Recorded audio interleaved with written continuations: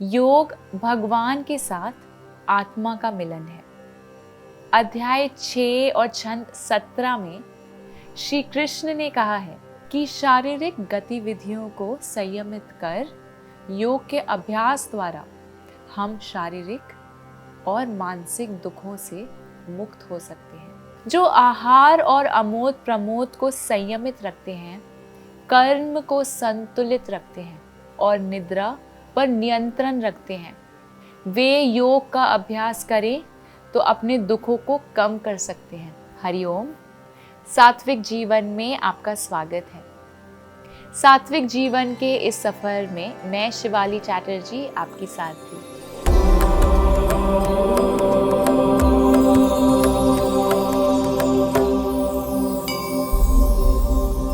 योग, ये शब्द अपने आप में ही पूर्ण विज्ञान के समान है, जो शरीर, मन, आत्मा और ब्रह्मांड को एकजुट बनाता है। योग की पूर्णतः इसी में है कि जीव भाव में पड़ा मनुष्य परमात्मा से जुड़कर अपने निजी आत्म स्वरूप में स्थापित हो जाए। योग करना मतलब एकजुट करना या एकत्रित करना। योग में आसन, प्राणायाम और ध्यान के माध्यम से हम मन, श्वास और शरीर के विभिन्न अंगों में सामंजस्य बना सकते हैं। योग के लाभ तो असंख्य हैं। तो चलिए आज इस 20 मिनट के प्रवाह से हम योग से होने वाले लाभों का स्वयं अनुभव करें। सबसे पहले हम सूक्ष्म व्यायाम से शुरुआत करेंगे। वार्म अप हमारे मांसपेशियों और जोड़ों को लुब्रिकेट करने में मदद करता है, जो आगे चलकर हमारे योग प्रवाह को आसान और अधिक लचीला बनाता है और चोट लगने की संभावना को कम करता है। सूक्ष्म व्यायाम अभ्यास सिर से पैर तक किया जाता है, जैसे कि गर्दन, कंधे, धड़, घुटने और तखने।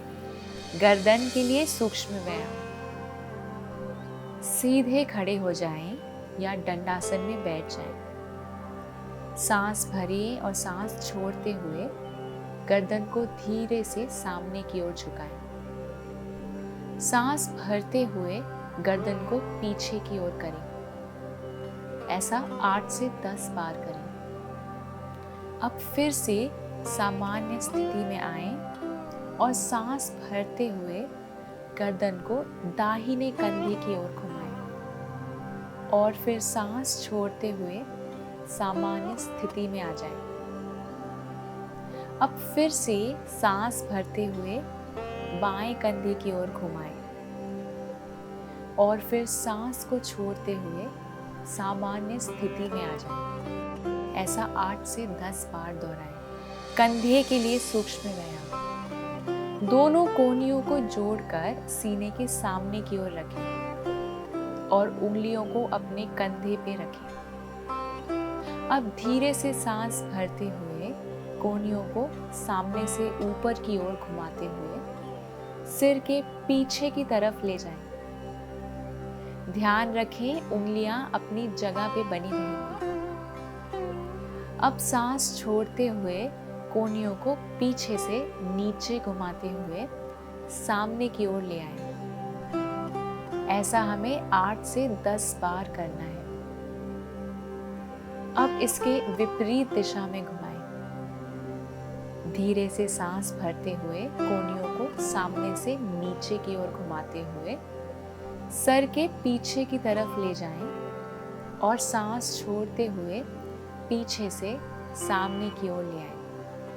इसे भी 8 से 10 बार दोहराएं। पंजे एवं एड़ी के लिए सूक्ष्म व्यायाम। दंडासन में बैठकर पैरों के उंगलियों और अंगूठे को आगे और फिर पीछे की ओर धीरे धीरे बलपूर्वक दबाएं।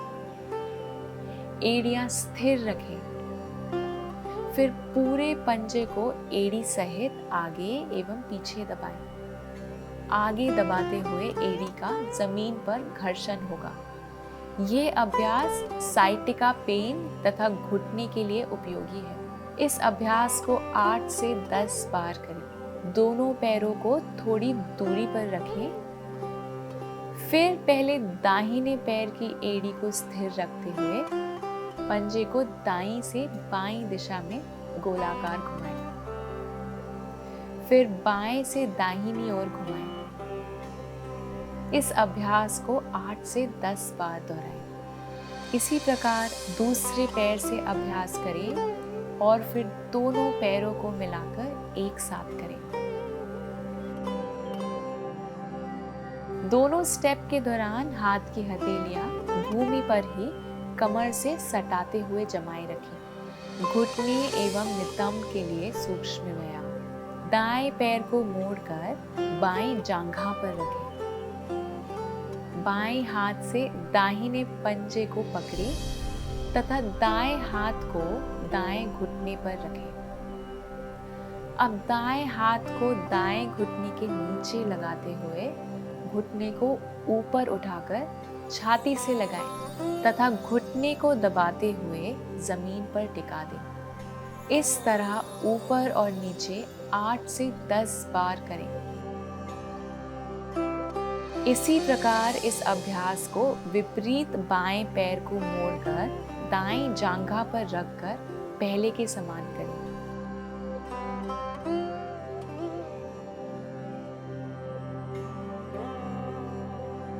अंत में दोनों हाथों से पंजों को पकड़कर घुटनों को भूमि पर स्पर्श कराएं और ऊपर उठाएं। इस प्रकार कई बार इसे दोहराएं।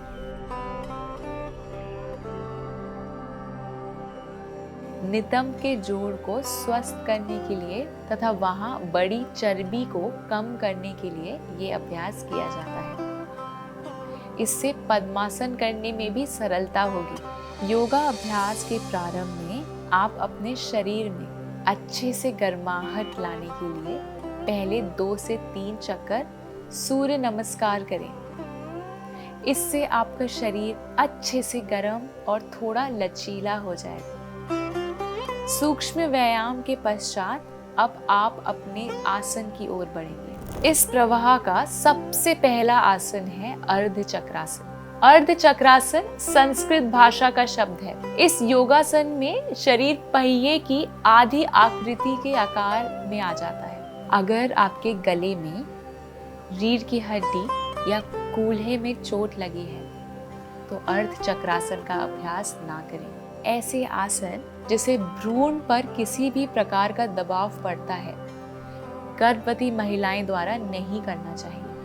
अर्ध चक्रासन करने की विधि: अपनी चटाई पर सावधान की मुद्रा में खड़े हो जाएं और अपने वजन को दोनों पैरों पर समान रूप से संतुलित करें। सांस खींचते हुए अपने हाथों को ऊपर की ओर उठाएं। साथ ही हथेलियां एक दूसरे के सामने हो।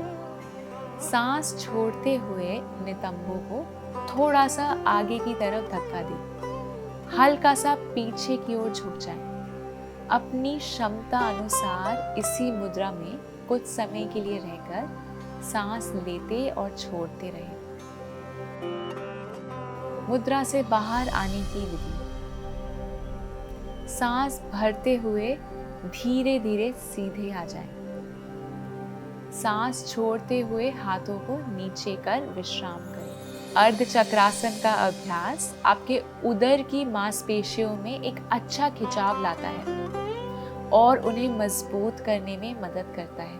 ये आसन पीठ के निचले हिस्से में होने वाले दर्द से राहत दिला सकता है। इसके अभ्यास से तनाव और स्ट्रेस को कम करने में भी सहायता मिलती है। उत्कट आसन: संस्कृत भाषा में उत्त शब्द का अर्थ होता है उठा हुआ, जबकि कटी या कट शब्द का अर्थ होता है कमर या कूल्हे। इस प्रकार इसका सामूहिक अर्थ हुआ उठे हुए कूल्हे वाला आसन। घुटने के पुराने दर्द, गठिया, एड़ी की मोच, अन्य घुटनों की समस्याएं में इस आसन का अभ्यास नहीं करना चाहिए। अगर आपके लोअर बैक में पेन या कंधों में चोट की समस्या है तो इस आसन का अभ्यास ना करें। अपनी चटाई पर गहरी लंबी सांस लेकर ताड़ासन की अवस्था में खड़े हो जाएं। हाथ सीधे रखें और कोहनियाँ मुड़ी हुई ना हो। अब सांस छोड़ते हुए घुटनों को धीरे धीरे मोड़ें और श्रोणि यानी कि पेल्विस के नीचे की तरफ ले जाएं और अपनी रीढ़ की हड्डी को सीधा रखें। इतना झुके जैसे आप किसी काल्पनिक कुर्सी पर बैठे हुए हैं। अपने गुर्दा की हड्डी यानी कि टेल बोन को अंदर दबाकर रखें। इस दौरान हाथ एकदम सीधे रहेंगे। रीढ़ की हड्डी पूरी लंबाई में सीधी होनी चाहिए। इस आसन के दौरान गहरी लंबी सांस लेते रहें। इस अवस्था में 30 से 40 सेकंड तक रहें।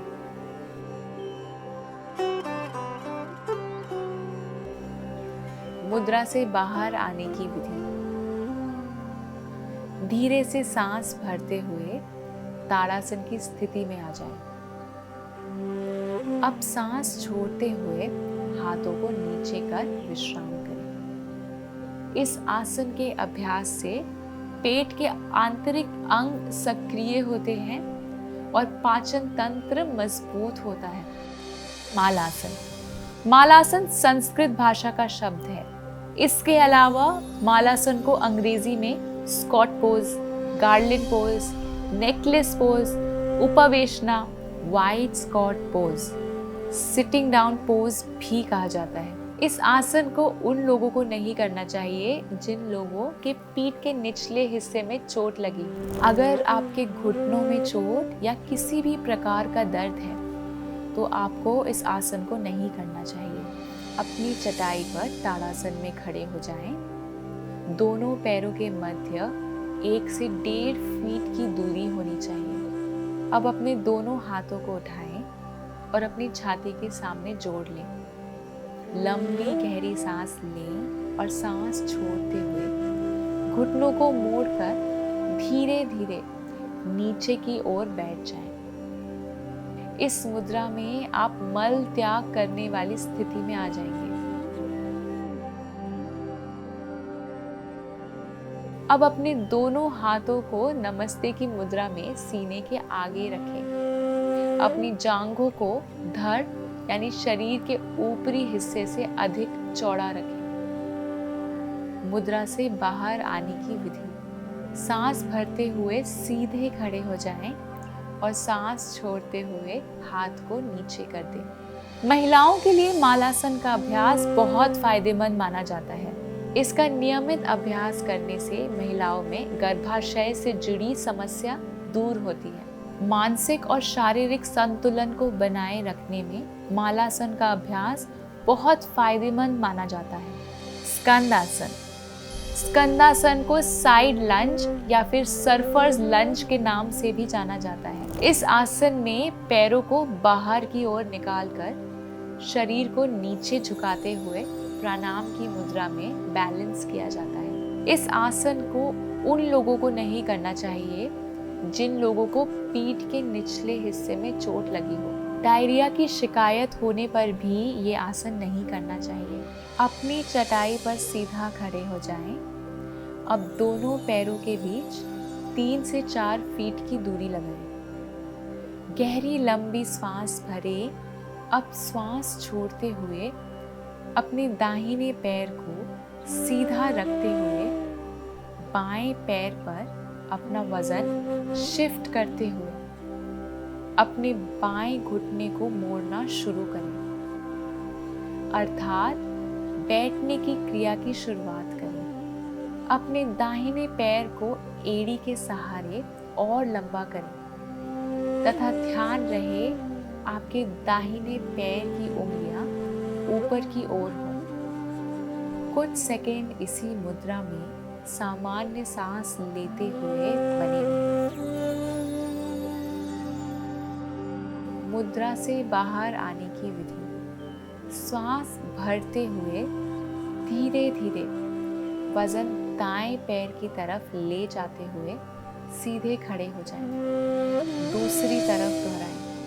अपनी चटाई पर सीधा खड़े हो जाएं अब दोनों पैरों के बीच 3 से 4 फीट की दूरी लाएं।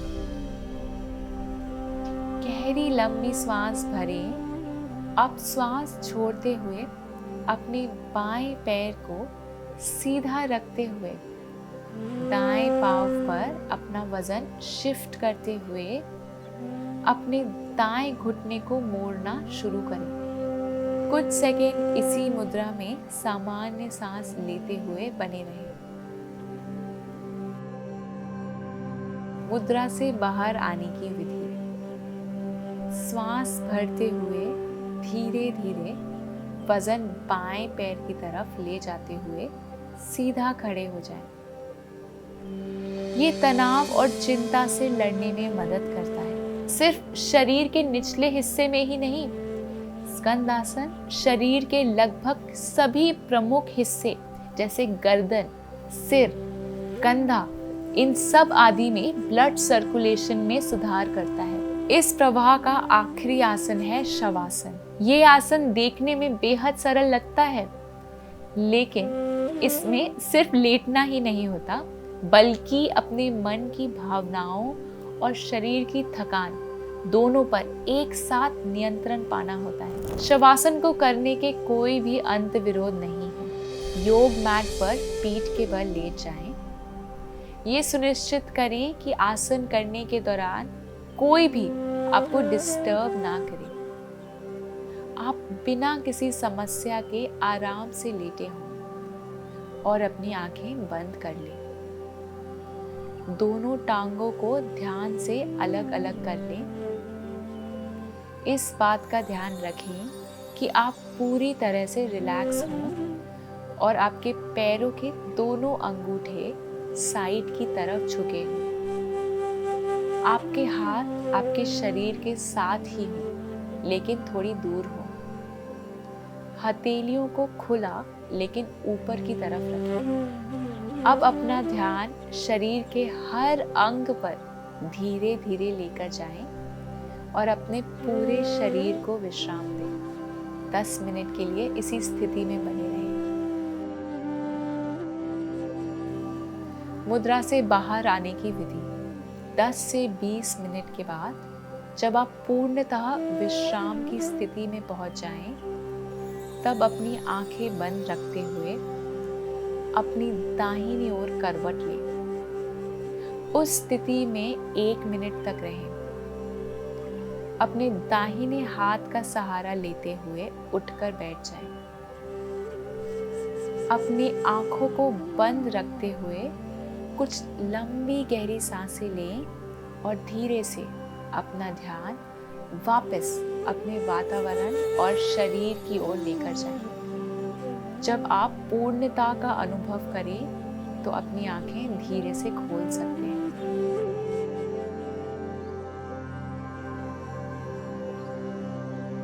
शवासन करने से व्यक्ति एक गहरी ध्यान की स्थिति में पहुंच जाता है, जो शरीर को तनाव मुक्त करती है और कोशिकाओं को पूर्णतः ठीक करती है। जब आपका शरीर शांत रहकर आराम कर रहा होता है, तो आपका ब्लड प्रेशर भी गिरता है। ये स्थिति दिल को आराम देने में मदद करती है। स्वस्थ रहें, प्रसन्न रहें।